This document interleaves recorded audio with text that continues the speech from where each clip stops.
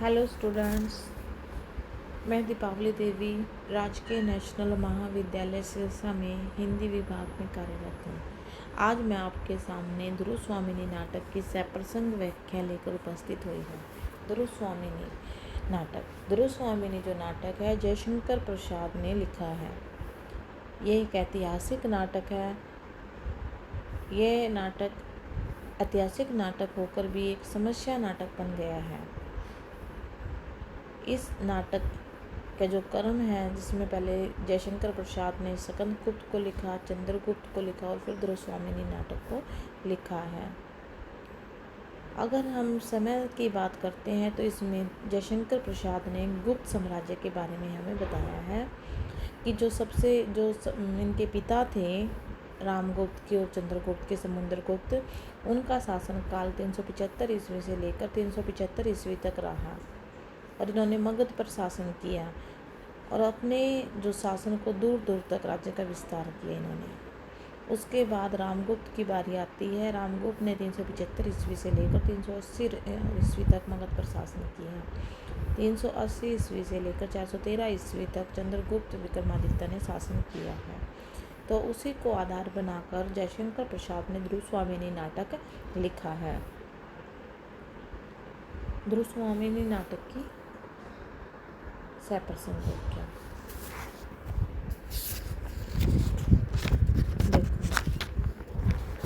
यह तो मैं जानती हूँ कि इस राजकुल के अंतपुर में मेरे लिए न जाने कब से नीरव अपमान संचित रहा है, जो मुझे आते ही मिला है।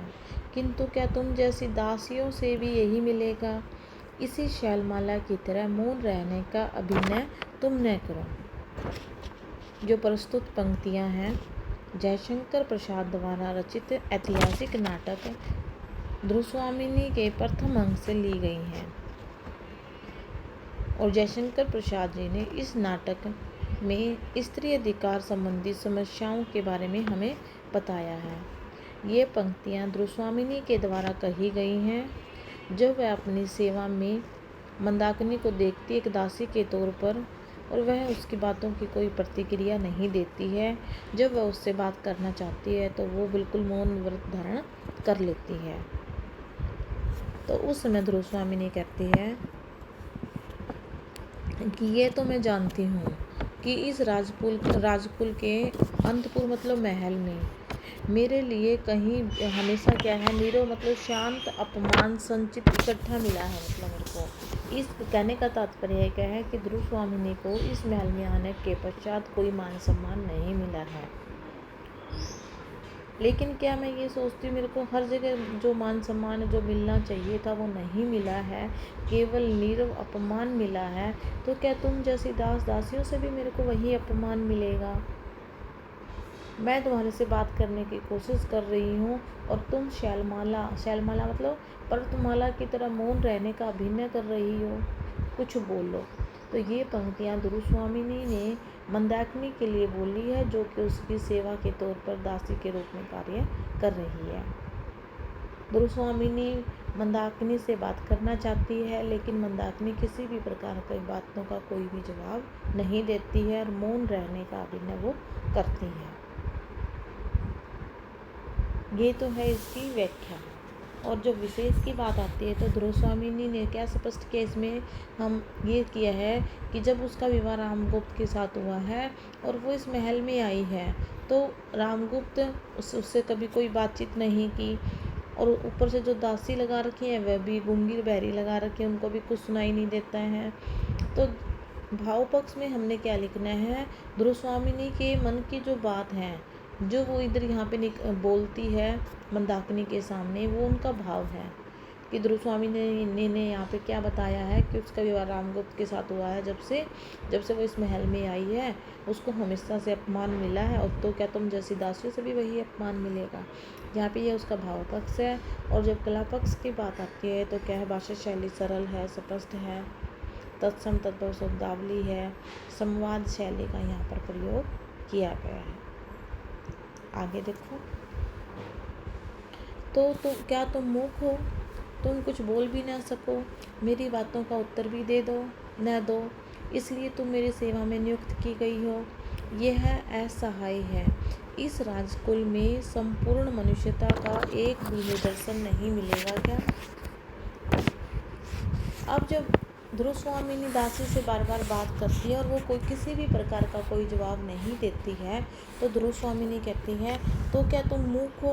क्या तुम गूंगी हो जो तुम मेरी बात का जवाब भी ना दे सको, मेरी बातों का उत्तर भी ना दे सको? इसलिए तुम्हें मेरी सेवा में लगाया है। ये मेरे लिए असहाय है। इस चीज़ को मैं सहन नहीं कर सकती हूँ।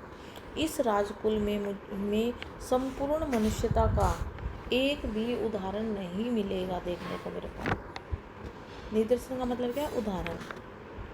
कहते हैं यहाँ पे इस पूरे के पूरे महल में रामगुप्त जो अमानवीय कार्य कर रहा है, और दास दासियों से भी ऐसे ही कार्य देखने को मिलेगा।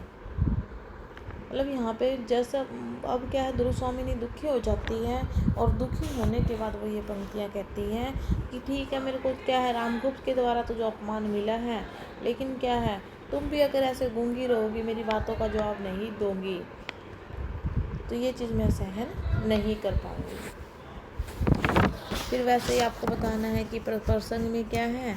प्रस्तुत पंक्तियाँ जयशंकर प्रसाद द्वारा रचित प्रसिद्ध ऐतिहासिक नाटक ध्रुव स्वामिनी से ली गई हैं, और इसमें स्त्री अधिकारों संबंधी समस्याओं को पूरे जोर शोर से उन्होंने उठाया है। व्याख्या जो मैंने आपको बताई है, विशेष की जो बात आती है, तो क्या भाव पक्ष इन पंक्तियों में क्या बता रखा है कि उनको जो ध्रुव स्वामिनी है, न केवल रामगुप्त से अपितु दास दासियों से भी उसको क्या है, कोई सम्मान नहीं मिला है। और क्या कला पक्ष की जब बात आएगी, तो भाषा सरल स्पष्ट है, प्रसाद गुण है, संवाद शैली है, ये आपने लिखना है। आगे देखो, देवी प्रत्येक समय और स्थान बोलने के योग्य नहीं होता। कभी कभी मौन रह जाना बुरी बात नहीं है। मुझे अपनी दासी समझिए। अवरोध के भीतर मैं गूंगी हूँ।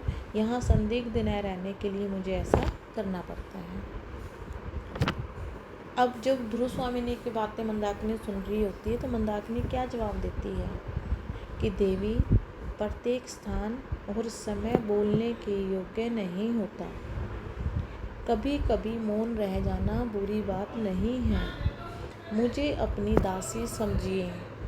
अवरोध के भीतर मैं गूंगी हूँ। यहाँ संदिग्ध न रहने के लिए मुझे ऐसा ही करना पड़ता है। तो यहाँ पे मंदाकिनी क्या करती है कि देवी, ये ज़रूरी नहीं कि हम प्रत्येक समय और स्थान पर हम बोलने के योग्य हों। कई बार हमें चाह कर भी हम नहीं वो कार्य कर पाते और हमें चुप रह जाना पड़ता है। फिर वो ये भी समझाती है कि कोई मौन रह जाना कोई बुरी बात नहीं है। आप मुझे मेरी अपनी दासी ही समझिए। आप मुझे अपनी दासी ही समझिए। अवरोध मतलब कोई ना कोई रुकावट है, बाधा है, जिसके भीतर मतलब मेरे को कोई समस्या है, जिसके कारण मैं गूंगी होने का अभिनय कर रही हूँ। यहाँ संदेह से बचने के लिए मुझे ऐसा करना पड़ता है।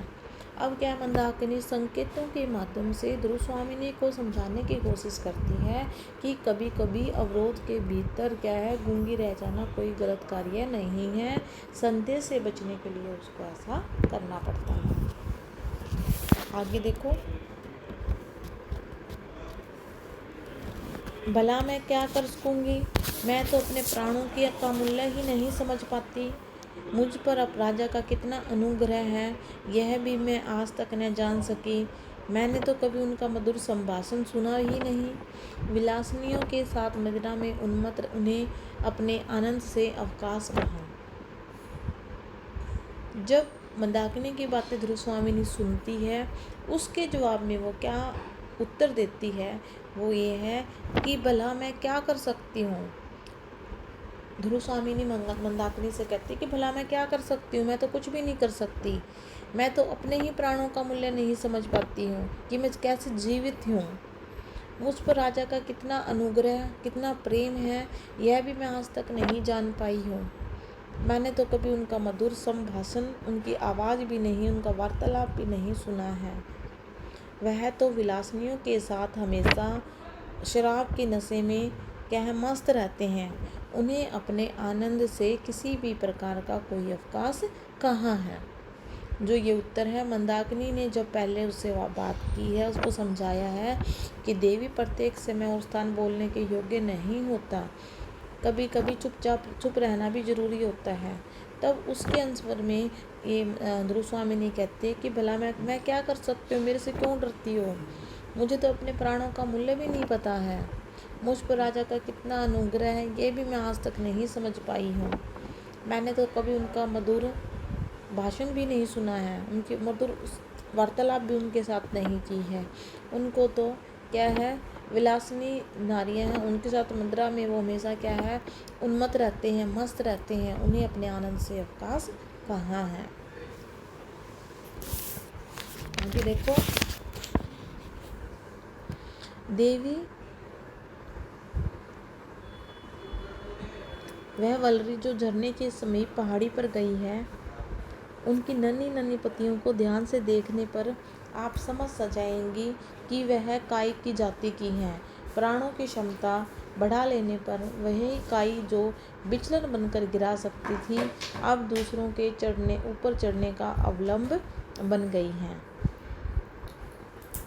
अब जो मंदाकिनी देखती है कि ध्रुव स्वामिनी कैसी हैं, कि ध्रुव स्वामिनी अब टेंशन में हैं, तो वो क्या कहती है, मंदाकिनी ध्रुव स्वामिनी को समझाने के लिए कहती हैं, देवी वह जो लता है, वलरी मतलब जो लताएं हैं, झरने के समीप पहाड़ी पर गई हुई हैं, उनकी जो नन्ही नन्ही पत्तियों को अगर हम ध्यान से देखेंगे तो क्या समझते हैं कि वह काई की जाति की हैं। वो काई है, काई हरी हरी घास सी होती है और वो क्या करती है, उसमें फिसलन होती है और वो व्यक्ति को क्या है, विचलन बनकर नीचे गिरा सकती हैं, फिसलन बनकर। और कभी कभी वही जो काई की प्रजाति की जो बेल है, वही दूसरों के ऊपर चढ़ने का सहारा भी बन सकती है। अवलंब मतलब सहारा। अगर व्यक्ति प्राणों की क्षमता बढ़ा ले, तो प्राणों की क्षमता बढ़ा लेने पर क्या है, मतलब वो जो काई की प्रजाति की जो घास है, जो लता है, वह दो तरीके से मनुष्य की सहायता करती है। अगर कभी कभी तो फिसलन बन के गिरा सकती है और कभी कभी वो दूसरों को ऊपर चढ़ने का सहारा भी बन सकती है।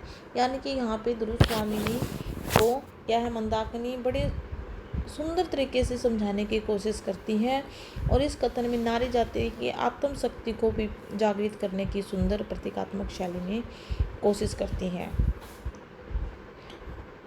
आगे देखो, वह बहुत दूर की बात है, आह कितनी कठोरता है, मनुष्य के हृदय में देवता को हटाकर राक्षस कहाँ से घुस आता है। कुमार की स्निग्ध सरल और सुंदर मूर्ति को देखकर कोई भी प्रेम से पुलकित हो जाता है, किंतु उन्हीं का भाई आश्चर्य। अब वही आपको पता है, प्रसंग में प्रस्तुत पंक्तियां जयशंकर प्रसाद द्वारा रचित ऐतिहासिक नाटक ध्रुव स्वामिनी में से ली गई हैं और इसमें भी यही बात बता रखी है, ध्रुव स्वामिनी के द्वारा ये कथन कहे गए हैं। वो ध्रुव स्वामिनी मंदाकिनी से कहती है कि बहुत दूर की बात है, कितनी कठोरता है कि मनुष्य के हृदय में देवता को हटाकर राक्षस कहाँ से घुस आता है। यहाँ पर वो ध्रुव स्वामिनी मंदाकिनी के सामने रामगुप्त और चंद्रगुप्त दोनों की तुलना करती है कि दोनों भाई हैं, सगे भाई हैं, लेकिन क्या है कि जो रामगुप्त है उसके हृदय में देवता को हटाकर राक्षस कहाँ से घुस आता है, और वहीं दूसरी तरफ क्या है, जो कुमार है, चंद्रगुप्त है, वो कितना स्निग्ध है, कोमल है, सरल है, सुंदर मूर्ति है। उसकी सुंदर मूर्ति को देखकर कोई भी उससे प्रेम कर सकता है, किंतु उन्हीं का भाई, आश्चर्य की बात है, उन्हीं का भाई कैसा है, कितने बुरे कर्म करता है, और जो चंद्रगुप्त है वो कितना सरल है, कोमल है, उनसे कोई भी प्रेम किए बिना नहीं रह सकता है।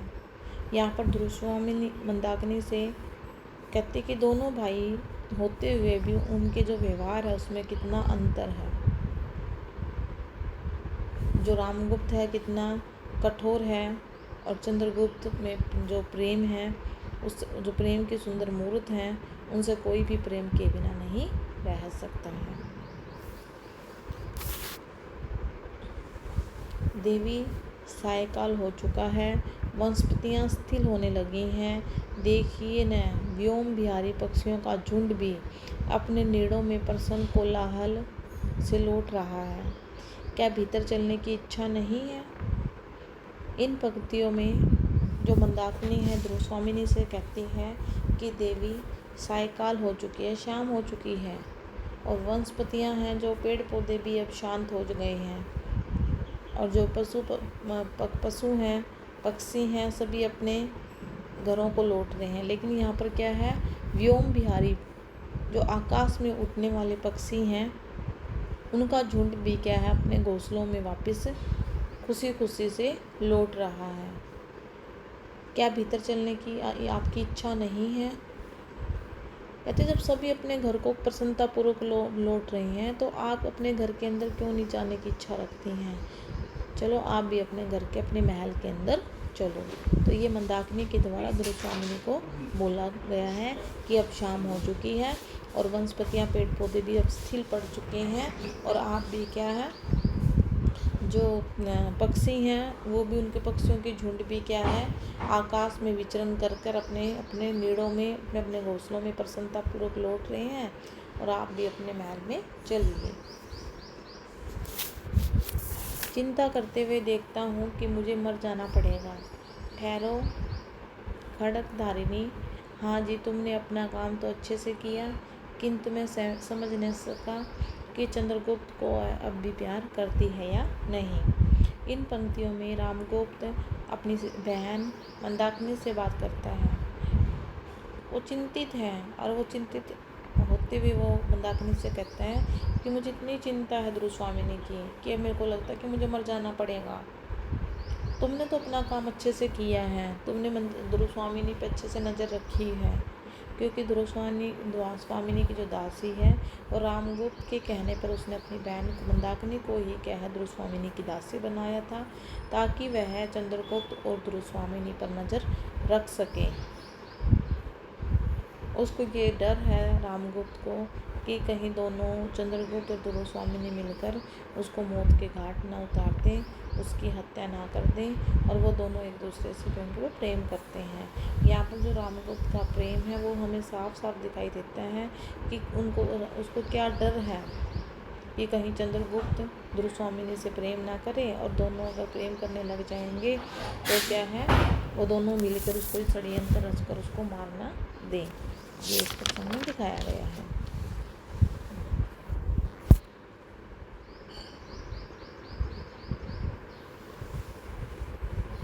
जो स्त्री दूसरे के शासन में रहकर प्रेम किसी अन्य पुरुष से करती है, उसमें एक गंभीर और व्यापक रस उद्वेलित होता है। ये रामगुप्त के द्वारा ही बोला गया कथन है कि अब उसको क्या लगने लगा रामगुप्त को कि जो ध्रुवस्वामिनी है उससे प्रेम नहीं करती है, और वो चंद्रगुप्त से प्रेम करती है। चंद्रगुप्त से प्रेम करने के कारण उसको ये डर रहता है कि कहीं वो उसको कभी चोट न पहुंचा दे, और उसके बारे में ही यहाँ पे रामगुप्त ने बता रखा। और यहाँ पर रामगुप्त का जो संकालु स्वभाव है, शंका करता है जो, और लापरवाही राजा का चरित्र हमारे सामने उभर कर आता है। भयानक समस्या है। मूर्खों ने स्वार्थ के लिए साम्राज्य के गौरव का सर्वनाश करने का निश्चय कर लिया है। सच है, वीरता जब भागती है तब उसके पैरों से राजनीतिक सलछंद की धूल उड़ती है। अब रामगुप्त क्या कहता है, स्वामी के चले जाने पर मंदाकिनी क्या कहती है कि भयानक समस्या आ गई है। अब मंदाकिनी को क्या पता चल जाता है कि शक राजा ने जो शर्तें भेजी हैं वो रामगुप्त ने स्वीकार कर ली हैं। तो वो उसमें कहती हैं भयानक समस्या आ गई है। मूर्खों ने केवल अपने स्वार्थ का ध्यान दिया, और अपने स्वार्थ के लिए केवल वो साम्राज्य के गौरव का सर्वनाश करने में पीछे नहीं हटते हैं। सच है, वीरता जब भाग जाती है तब जो पैरों से राजनीतिक छलछन की जो धूल उठती है, उससे पूरा का पूरा साम्राज्य क्या है, नष्ट हो जाता है। यहाँ पर रामगुप्त की कायरता के बारे में बता रखा है कि वो राजनीति की आड़ में किस प्रकार अपने कायर स्वभाव को छुपाने की कोशिश करते हैं, और जबकि चंद्रगुप्त वो वीरतापूर्वक उन शत्रु का सामना कर सकता है। लेकिन क्या है, इन्होंने जानबूझकर क्या है, शिखर स्वामी ने रामगुप्त को राजा बना दिया है। और वो क्या है, संकालू स्वभाव का है, कायर है, उसमें उसमें राजा बनने वाले कोई भी गुण नहीं है। और जैसे ही शक राजा अपनी शर्तें भेजता है, वो फटाफट उन शर्तों को स्वीकार कर लेता है और ध्रुव स्वामिनी को शक राजा को देने के लिए तैयार हो जाता है। तो उस समय मंदाकिनी को क्या लगता है कि मूर्खों ने केवल अपने स्वार्थ के लिए साम्राज्य के गौरव का विनाश कर दिया है।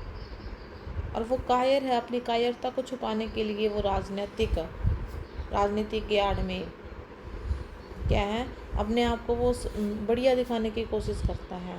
हालांकि वो कायर था, उसमें राजे बनने के कोई भी गुण नहीं थे। आज इतने ही कर लो, जो 10 सेपरेशन लिखे हैं उनको याद करो। ओके।